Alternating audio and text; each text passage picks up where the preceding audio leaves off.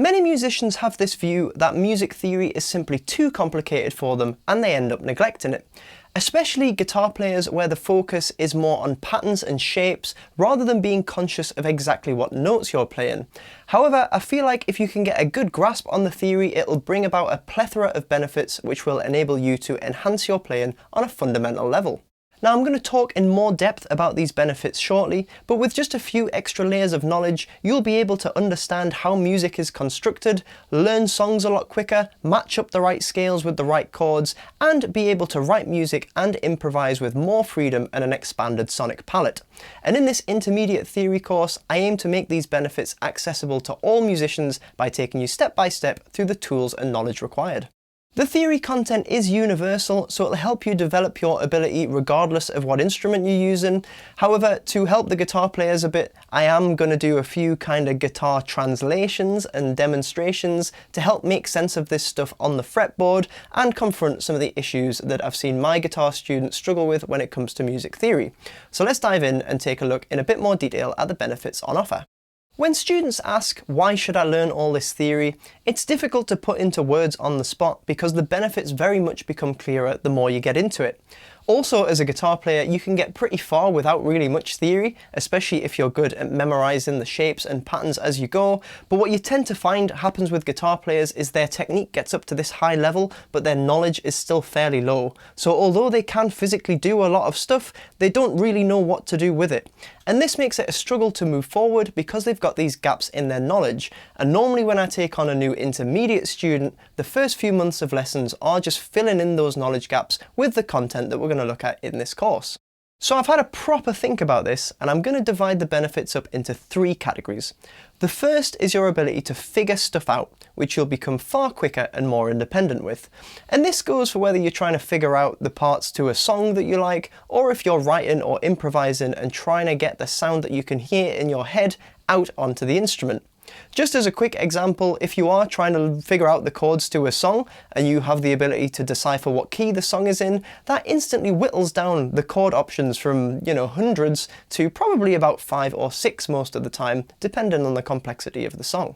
You won't have to rely as much on sheet music or tabs or song tutorials, though feel free to still use mine of course, but you'll learn to recognise common progressions by ear to the point where sometimes you'll be able to figure out a song before you've even picked up your instrument, or sometimes you'll just start jamming along and be able to feel your way through the chords as they happen. Alternatively, sometimes you will also recognise by ear that a song doesn't fit a specific key, and then that's still a clue towards figuring it out because it means that you're not going to waste time going down that route. So all these little tools really do help speed things up.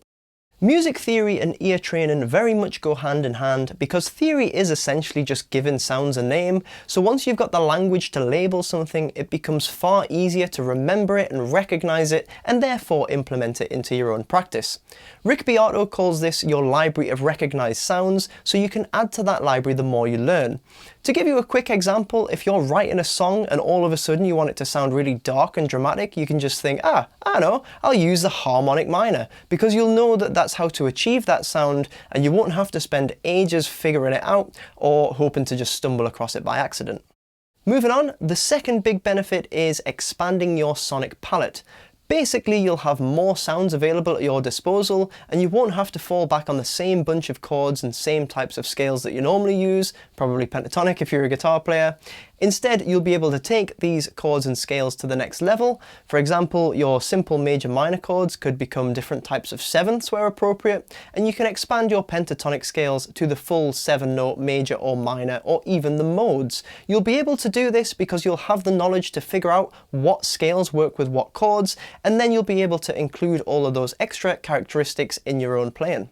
But going even further than that, you'll gain access to entirely new tones and moods in your music that add more depth than the basic happy and sad sounds of major and minor.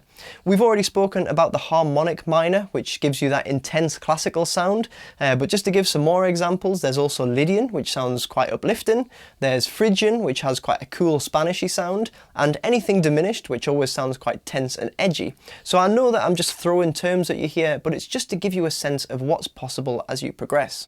And the final and possibly most important benefit is to do with confidence and enjoyment when playing music.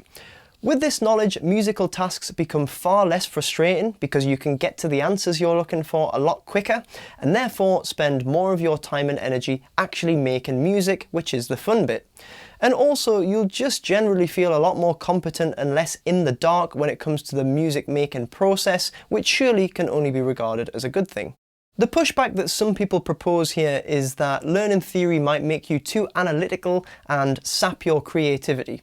But I don't really agree with this. I think if you're a creative person and you gain knowledge, you'll still be a creative person. The knowledge won't replace the creativity. You'll just be able to create more things with more efficiency.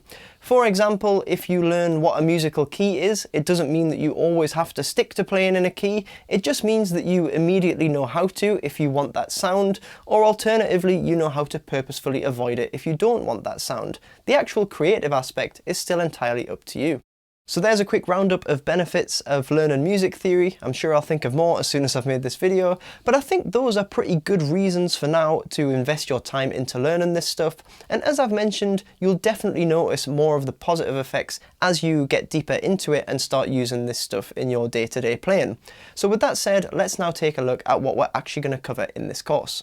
We're going to start with musical intervals, which is naming the distances between notes, because this is essentially going to be the language that we use to explain and understand topics throughout the course. For example, we're then going to look at what intervals are included in common chords and scales, and how these chords and scales fit in keys to help bring all of this stuff together. Then in the second half of the course, we're going to look at harmonic analysis, which is where you understand the function of chords in a song and how they fit in a key. Now this is important because it means you can compare progressions from different keys, which again helps build on that internal library of sounds. And we're also going to look at the different types of seventh chords, because I know this confuses people, and we're going to cover how the seventh chords fit into keys as well. And finally, we'll round off by looking at some of the more exotic stuff. So for example, how you can use chords from outside the key to inject different characteristics into your music. And this leads nicely onto modes as well, which I know scares a lot of people off at first. But I want to end this course by giving you a foot in the door when it comes to modes, because I think they're a great way to broaden your musical horizons and access some cool new sounds. And I'll probably end up doing a full course dedicated to the modes as well. Just to round this video off, obviously this is going to be an intermediate theory course, so there is a selection of stuff you should be comfortable with going into it. You should be comfortable with basic stuff like how the notes work with sharps and flats and so on.